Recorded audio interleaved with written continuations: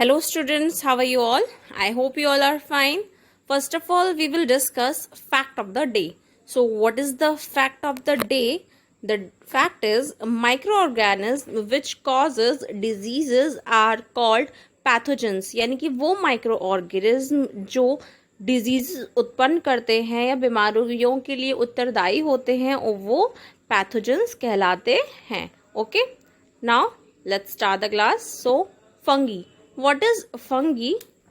Fungi are found everywhere in desert or in very cold regions. यानी कि जो fungi आपका होता है वो ज़्यादातर हर जगह पाया जाता है, लाइक रेगिस्तान में या फिर बहुत ज़्यादा ठंडी जगहों पर भी पाया जाता है. But they grow best in dark, warm and moist places. लेकिन जो इनकी ग्रोथ सबसे ज़्यादा अच्छी होती है वो डार्क प्लेसेस पे या गर्म जगह पे या नमी वाली जगह पे ज़्यादा होती है. And these are of different sizes. और इनके जो आकार होते हैं वो डिफरेंट डिफरेंट साइज के होते हैं ना. कुछ ऐसे होते हैं जिनको आप देख भी नहीं सकते और कुछ ऐसे होते हैं जो बहुत ज़्यादा मात्रा में या बहुत ज़्यादा बड़े साइज में होते हैं. Some are unicellular while other are multicellular. कुछ एक कोशिकीय होते हैं तो कुछ बहुकोशिकीय होते हैं. They do not have root, stem, leaves, flower और क्लोरोफिल. यानी कि फंगी में ना ही तो आपकी जड़ें होती हैं, ना ही इनमें स्टेम तना होता है, ना ही पत्तियां, फूल, और इनके अंदर पर्णहरित पाया जाता है. इनमें पर्णहरित भी नहीं पाया जाता, इसलिए ये अपना खाना स्वयं नहीं बनाते हैं. ये अपने खाने के लिए, अपने फूड के लिए और जीवों पर या फिर और जो ऑर्गेनिज्म होता है उस पर ये उत्तरदायी होते हैं या उन पर डिपेंड होते हैं. दे आर आइदर सेप्रोफाइटिक और पैरासाइटिक. क्योंकि ये अपना खाना खुद नहीं बनाते, दूसरों से लेते हैं, इसीलिए हम इनको पैरासाइटिक भी कहते हैं. ठीक है, पैरासाइटिक वही होते हैं जो अपना खाना दूसरों से लेते हैं, खुद खाना नहीं बनाते हैं. Okay, next is kinds of fungi. Fungi के प्रकार. फंगी कितने प्रकार के होते हैं?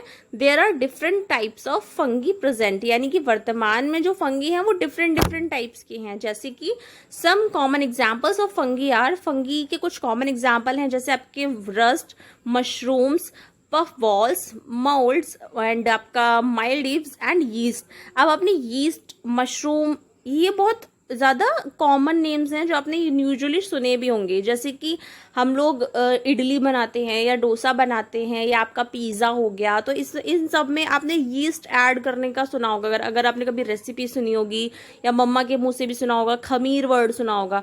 तो यानी कि इन सारे फूड जो हम बनाते हैं इन सब में भी माइक्रो ऑर्गेनिज्म फंगी का बहुत ज़्यादा योगदान रहता है. लाइक मशरूम आपने खाए हैं, ये भी एक तरह की फंगी होती है. ठीक है, इसीलिए फंगी यूजफुल भी होती है और कुछ हार्मफुल भी होती है. ठीक है, फर्स्ट ऑफ ऑल हम देखते हैं पैरासाइटिक फंगी क्या होती है. सो पैरासाइटिक फंगी और pathogenic fungi that use as a source of food, live tissues और वेरियस ऑर्गेनिज्म. यानी कि जिस प्रकार की फंगी को हम as a source of food use करते हैं उसको हम क्या कहते हैं? Parasitic fungi. Causes disease in plant, animal and humans. Parasitic fungi आपकी क्या होती है? इसकी वजह से जानवरों में, पेड़ पौधों में, इंसानों में बीमारियां उत्पन्न होती हैं. ठीक है, अब इसमें क्या लिखा था कि fungi that use as a source of food, live tissue और वेरियस ऑर्गेनिज्म. यानी कि पैरासाइटिक फंगी वो है जो अपना source of food other organism से या उनके टिश्यूज से लेते हैं, वो पैरासाइटिक फंगी होते हैं. ठीक है, तो ये एक तरह की हार्मफुल फंगीज हैं क्योंकि इनकी वजह से एनिमल्स में और प्लांट में डिजीजेस उत्पन्न होती हैं.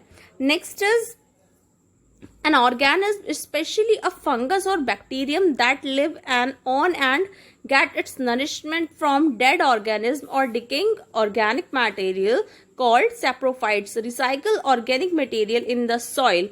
यानी कि वो ऑर्गेनिज्म या फिर वो फंगस या एक बैक्टीरिया जो कि अपना नरिशमेंट, अपना खाना डेड ऑर्गेनिज्म से लेते हैं. यानी कि वो ऑर्गेनिज्म जो पहले से मर चुका है, सड़े गले जो ऑर्गेनिज्म है उनसे लेते हैं, उनको हम कहते हैं सेप्रोफाइट्स. अब ये क्या करते हैं? Saprophytes recycle organic material in the soil. Saprophytes क्या करते हैं? जो भी ऑर्गेनिक मटेरियल होता है जो डेड और डिकेइंग है उनको सॉइल में रिसाइकल कर लेते हैं, अच्छे से मिक्स अप कर देते हैं. And breaking it down in the simple compound that can be taken up by other organism, यानी कि सेप्रोफाइट्स उसको सॉइल में इजीली ब्रेक डाउन कर देते हैं, यानी कि कॉम्प्लेक्स कंपाउंड से सिंपल कंपाउंड में उसको कन्वर्ट कर देते हैं, जिससे कि वो अदर ऑर्गेनिज्म के द्वारा भी आसानी से यूज किया जा सकता है। Okay, now uses of fungi, fungi के उपयोग क्या क्या हैं? So humans use fungi for many purpose including as food or in the preparation of food, यानी कि हम जो इंसान हैं वो फंगी का प्रयोग काफ़ी तरीके से करते हैं, जैसे कि खाने के रूप में या फिर प्रिपरेशन ऑफ फूड, खाने को बनाने के रूप में। जैसे कि हमने यीस्ट वर्ड सुना था, तो यीस्ट क्या था? ये खाने को बनाने में उपयोग होने वाला एक इंग्रेडिएंट है, ठीक है। और मशरूम क्या था? मशरूम एक तरह का खाना था जो मशरूम हम खाते हैं, ठीक है, तो हम इसे एज अ फूड भी यूज करते हैं। Humans also use fungi for pest control, pest control यानी कि आपने घरों में देखा होगा पेस्ट कंट्रोलिंग कराई जा रही है, जैसे मॉस्क्यूटोज हो गए हैं, बहुत सारे इंसेक्ट्स हो गए हैं, ठीक है, तो उन सब को हटाने के लिए भी हम घर में पेस्ट कंट्रोल करवाते हैं, तो उसमें भी काम आता है। In addition fungi can be use to produce citric acid, antibiotics and human hormones, यानी कि आपका सिट्रिक एसिड हो गया, बहुत सारे एंटीबायोटिक्स होते हैं या हार्मोन्स होते हैं जो ह्यूमन हार्मोन्स होते हैं, उन सब को बनाने में भी, उन सबको प्रोड्यूस करने में भी फंगी का बहुत बड़ा योगदान रहता है। Fungi are model research organism as well, यानी कि आपकी जितनी भी रिसर्चेज होती हैं या फिर जो आपकी नॉर्मल रिसर्चेज है जिनमें फंगी काम आ सकता है, तो आप एक्सपेरिमेंट्स के लिए भी फंगी को यूज करते हैं। ओके, नाउ हार्मफुल फंगी, हमने अभी पढ़े कुछ फंगी के यूजेस कि फंगी कहाँ कहाँ यूज होता है।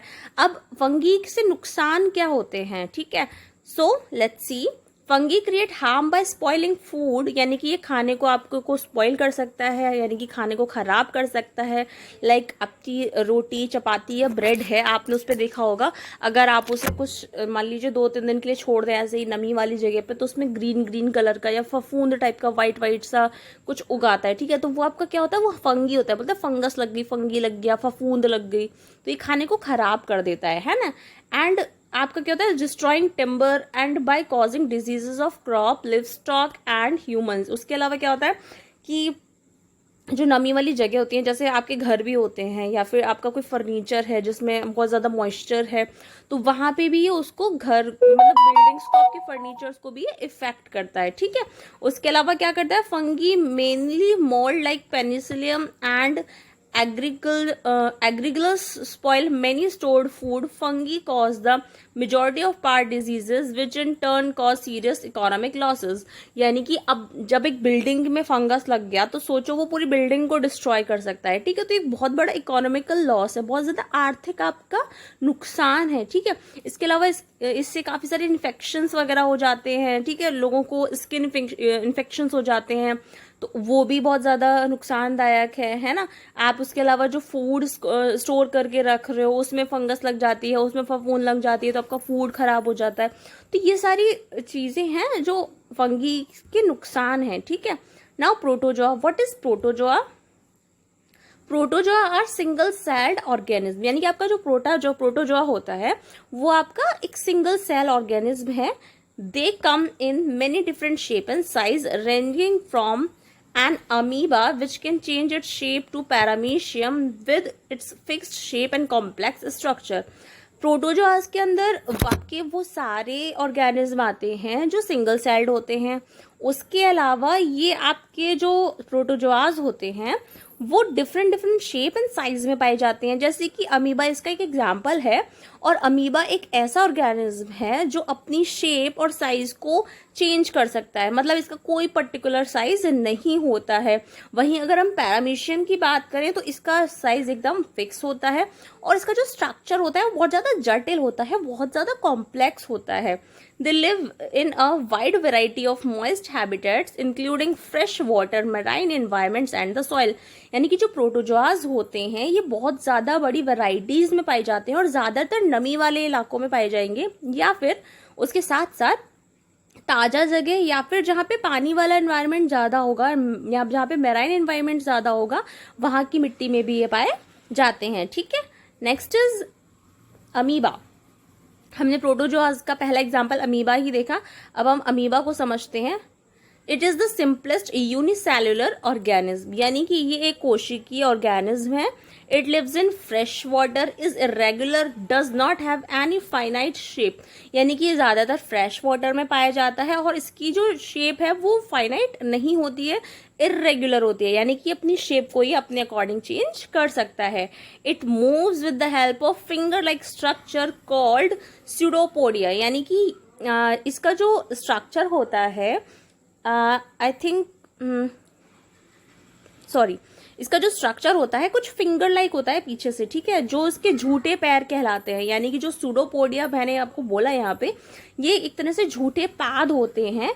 ये क्या करता है, जब इसका फूड इसके पास आता है, it feeds on tiny parts of plant like algae, यानी कि जब इसका फूड इसके पास कहीं होता है तो जो सूडोपोडिया होता है surround the food particle which is then pulled inside. ये क्या करता है, फूड को अंदर की तरफ पुल करता है, खींचता है, और उसके बाद एक ऐसा स्ट्रक्चर बना लेता है जिससे कि वो फूड पार्टिकल अपने आप अमीबा के अंदर आ जाता है और वो उसको इनटेक कर लेता है. तो इस क्योंकि अपना फूड खुद अंदर ले रहा है, फूड के अकॉर्डिंग अपना साइज को चेंज कर रहा है, इसलिए इसका कोई डेफिनेट फाइनाइट साइज या फिगर नहीं है, ये इरेगुलर है. ओके, अब जैसे आपको यहाँ पिक्चर दिख रहा है, ठीक है, अब यहाँ पे आपके सूडोपोडिया दिख रहा है, ये जो ये वाला पार्ट है, ठीक है. अब ये क्या है कि फूड पार्टिकल अगर यहाँ इसका कोई होगा तो ये क्या करेगा, इस फूड पार्टिकल को लेने के लिए, उसको ट्रैप करने के लिए अपने झूठे पैरों को ये उस फूड पार्टिकल के अकॉर्डिंग बढ़ाएगा, घटाएगा और एक तरह से उसे कवर कर लेगा और उसे अंदर इनटेक कर लेगा. ओके, ये आपके यहाँ पे आपको फूड वैक्यूल दिख रहे हैं. यहाँ ये जैसे मान लीजिए कोई फूड आ गया है, फिर धीरे धीरे यहाँ इसको ये अपना जो भी इसका डाइजेस्टिव सिस्टम होता है लाइक इजेशन, एब्जॉर्प्शन, सारे प्रोसेस यहाँ पे ये कंप्लीट करता है. Okay, next is paramecium. Now what is paramecium? It is a fresh water protozoa with a slipper shape. Slipper shape का मतलब है इसका जो शेप होता है वो कुछ स्लिपर यानी कि चप्पल के आकार का होता है, ठीक है, जो आप पैर में पहनते हो, और ये भी फ्रेश वाटर में पाया जाता है. Its body is covered with the minute hair like structure called cilia, यानी कि इसकी जो पूरी बॉडी होती है वो छोटे छोटे महीन महीन बालों से घिरी होती है जिनको सिलिया कहते हैं. These help in locomotion and to catch prey, यानी कि इनके यही सिलिया इसको हेल्प करते हैं मोशन करने में, चलने में, या फिर और अपना शिकार पकड़ने में. Here is the picture of paramecium. आपको दिख रहा है स्लिपर टाइप का शेप है जिसमें आपको यहाँ पे क्या दिख रहा है, छोटे छोटे सिलिया दिख रहे हैं. ये क्या करते हैं, इसको मूव करने में हेल्प करते हैं और इसके शिकार को पकड़ने में भी हेल्प करते हैं. नेक्स्ट इज ना homework time. So what's the homework? What is parasitic? Tell me the definition. Define antibiotics. What is mold? Define germ. That's it. Okay. I hope आपको क्लास समझ आया होगा. Thank you class.